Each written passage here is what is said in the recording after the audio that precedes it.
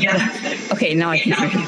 Hey, I don't know who's this. You're just gonna hear a whole lot of talking, and it's I'm doing a cohort with Boundless, and we're here in Spain for a month. But the nap time and out of school, like it's been a little disrupted. I do all of my calls in the afternoon, and this is when she takes her nap, and so.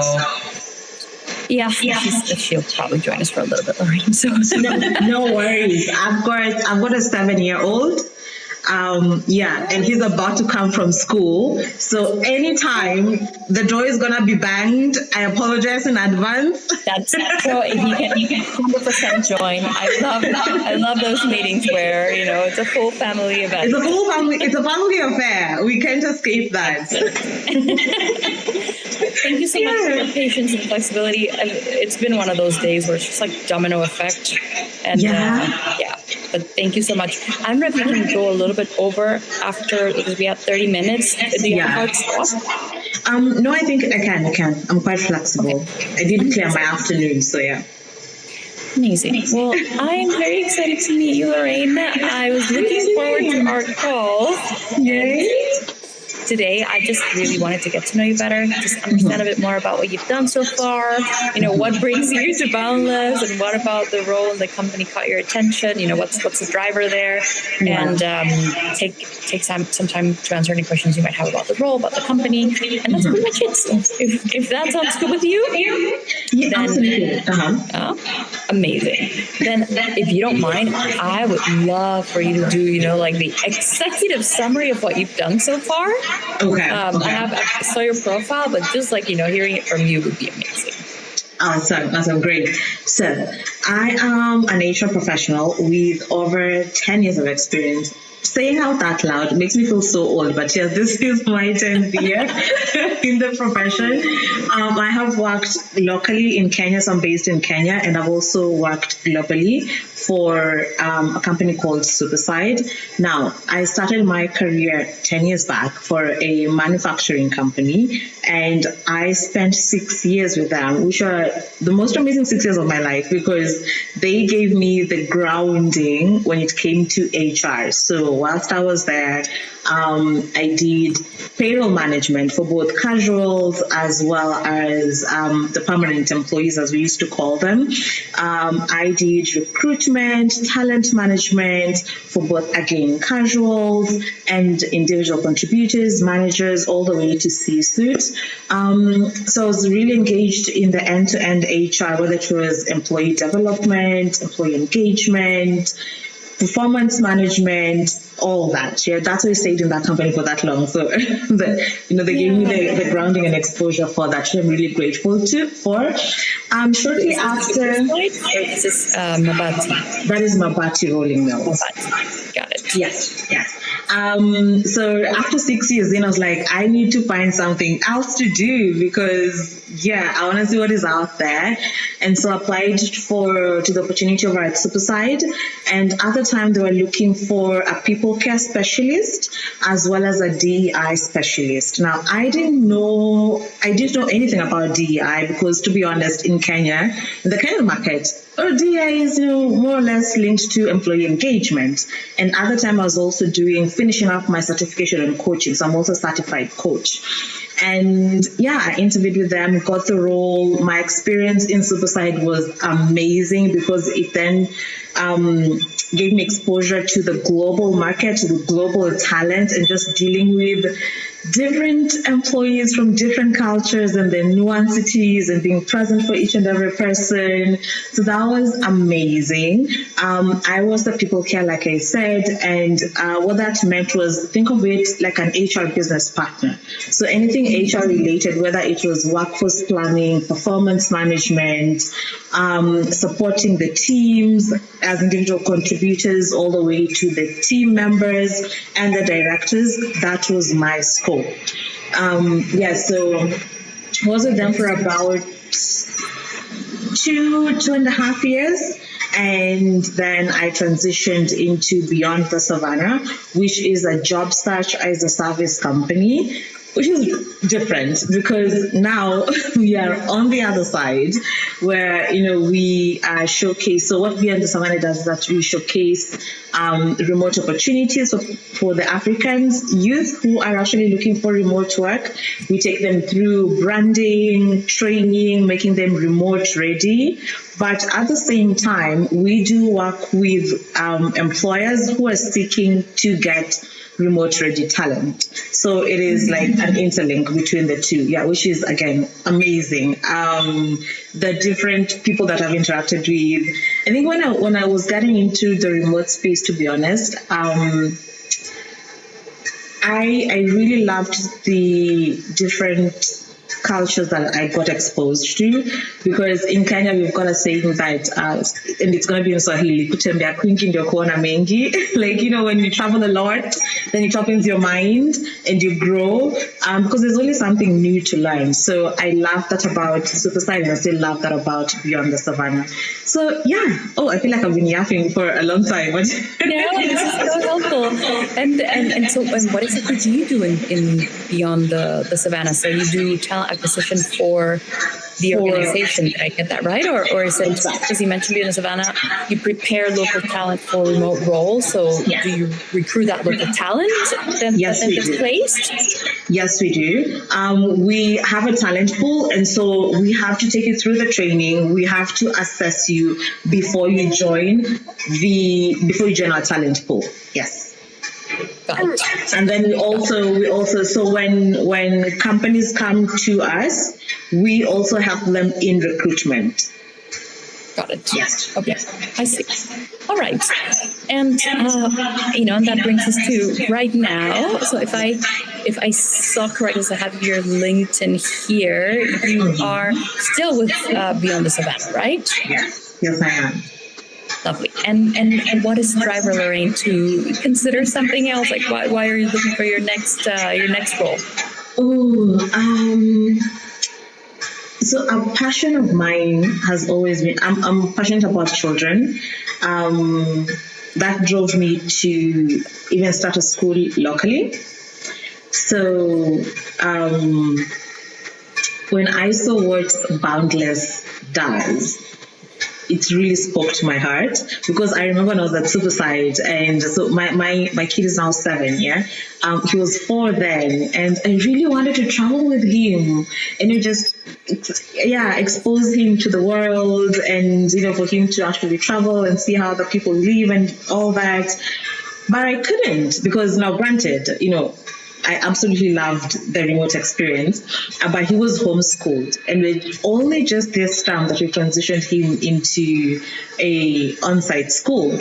So to me, Boundless speaks to my heart, because it is all about flexibility, freedom, and like I said, when you travel, it kind of does something to your mind, and it doesn't just work on you professionally. It enables you to grow as a human being holistically, which I'm very passionate about. And the fact that there are educators who are now instilling these things to the future generation, that is just, I don't know, it's a contribution to the planet, to the universe, really. So I'm not sure if you guys see it that way, but when I was doing the research, I was like, it's not a passion project. It is bigger than that. You're literally having an impact in the children's lives, and also maybe in the parents' lives as well. So 100%.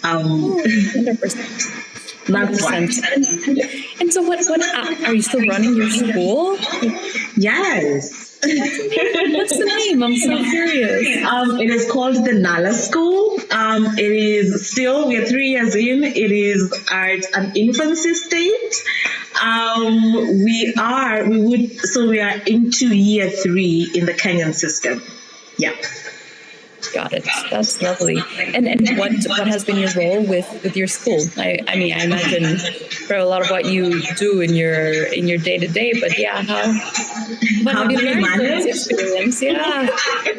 So we started the school with my mom. My mom has she's been a teacher all her life, and now transitioned into being a professor. So she does come in handy when it comes to just the day-to-day runnings of the school. What I do help in is when now you're recruiting for teachers, and just managing like the admin work, which comes like once a week. I'm able to do that, and you're just having a meeting with the teachers and seeing where are we. Yeah, so I've got help. Yeah, I couldn't do this, and I couldn't do BTS and do the school at the same time.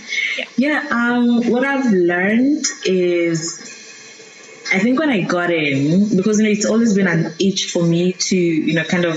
That's why even as I got into HR, because I love developing people. I love creating spaces where people can actually thrive and experience their full potential. But what I've learned over the time is someone also has to want it as bad as you want it for them. So you can do all that, you can create the spaces, but if someone doesn't want to do that, then you really can't push someone, which is like a really harsh awakening, because you can only do so much as you're trying to develop someone. They still have to see the potential in them. So that was, For sure, that's lovely, and I'm sure with your coaching certification, helping them, kind of spark that. I'm sure that that's part of it, right?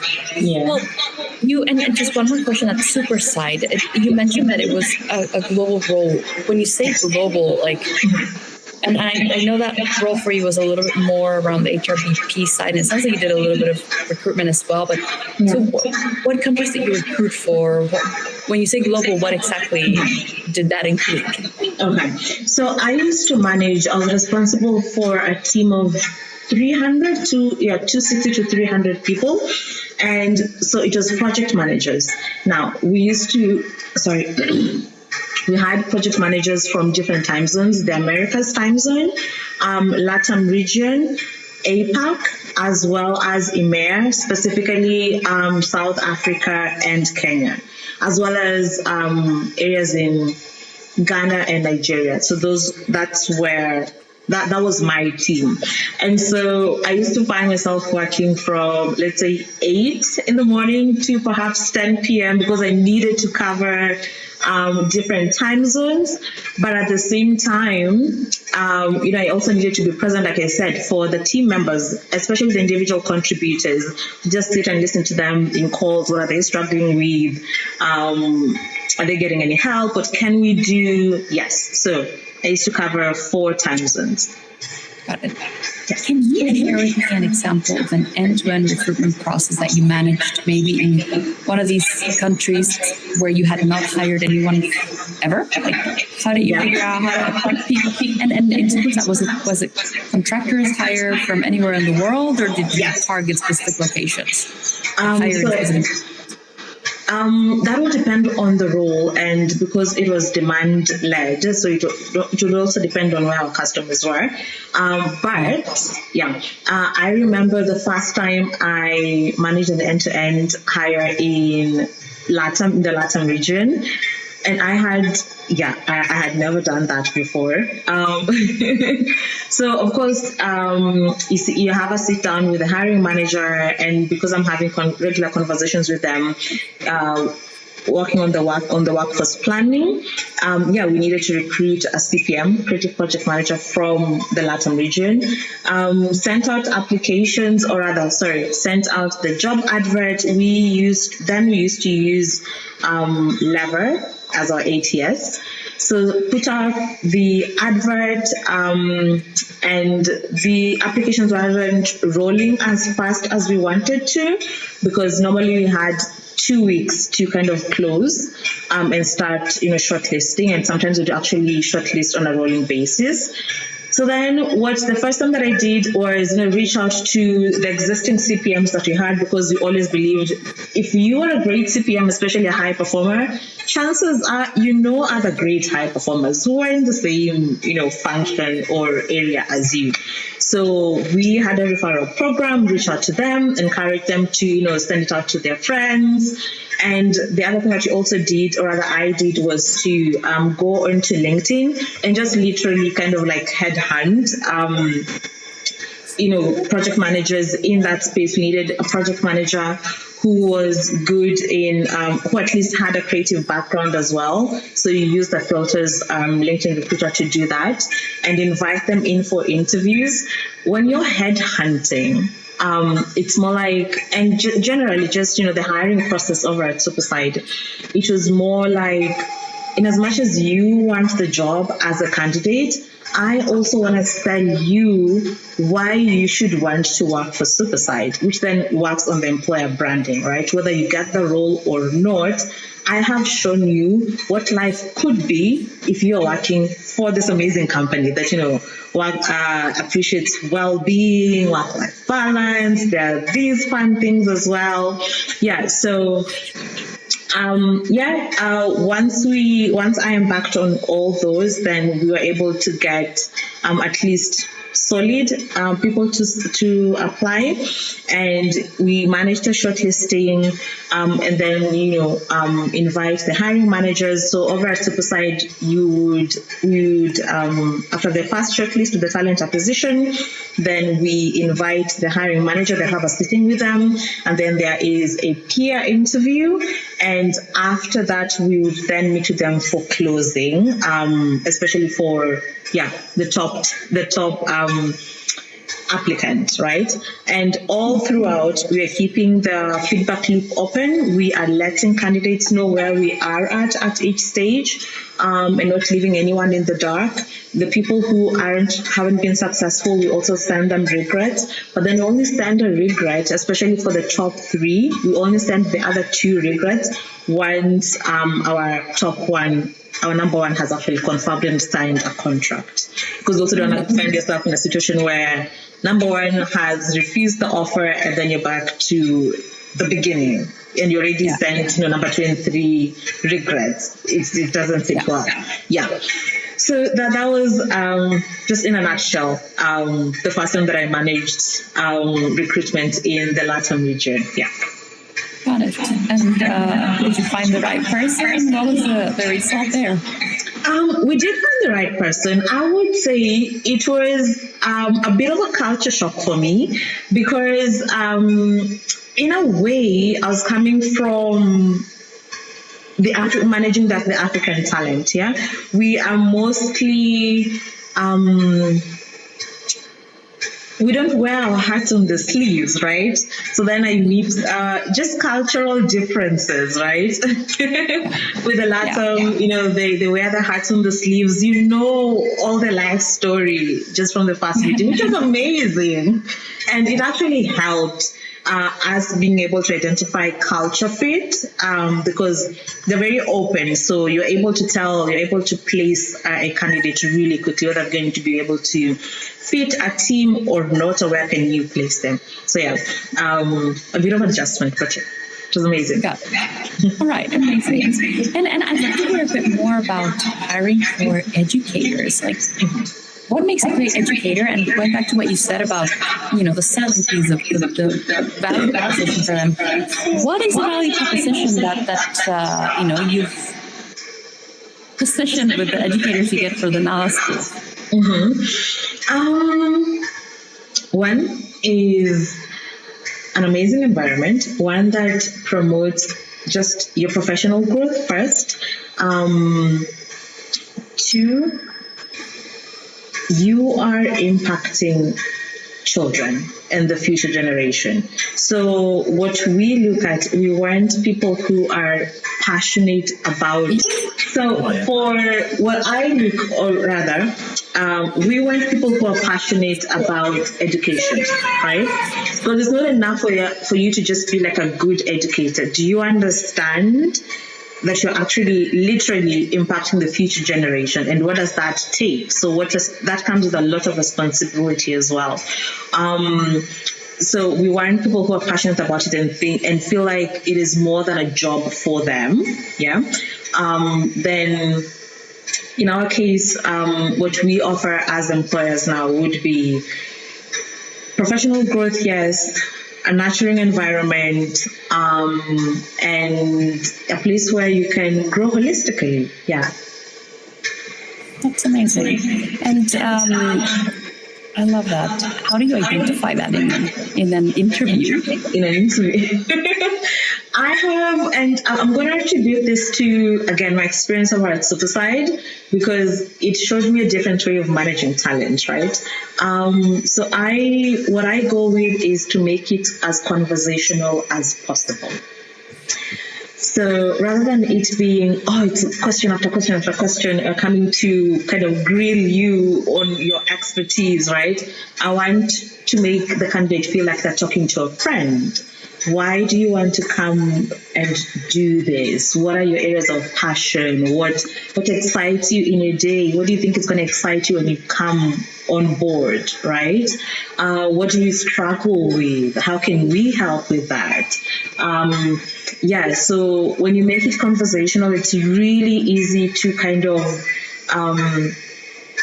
the applicant to open up, and you're able, aside from just seeing them professionally, you also see them as a human, because at the end of the day, when they're coming to work, they're coming as a human being with the problems. They don't leave them at the gate.